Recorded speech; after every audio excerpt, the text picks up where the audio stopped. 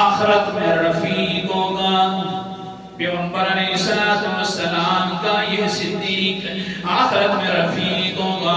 اللہ اکبر کبیرہ سبحان اللہ. قال النبی صلی اللہ علیہ وسلم انت صاحبی علی الحوض كنت صاحبی فی الغار. اے میرے ابو بکر صاحب جی تو میرا ساتھی اور رفیق ہوگا حوض کوثر پر. جو انسان بھلا یہ تو بدلا ہے جو انسان حضرت ابو بکر صدیق کو مانتا بھی نہیں ہے وہ ظالم انسان. رنگ کا کالا دل کا کالا اوپر نیچے سارا کالا ہی کالا.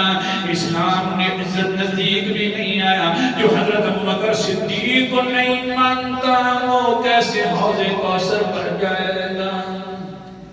ساتھ تو حضرت ابو بکر صدیق ہوں گے. پیغمبر کی زبان سچی ہے. فرمایا ہے میرا دوست او وارث غار حوض کے اندر رہنے والا دوست جس طرح تو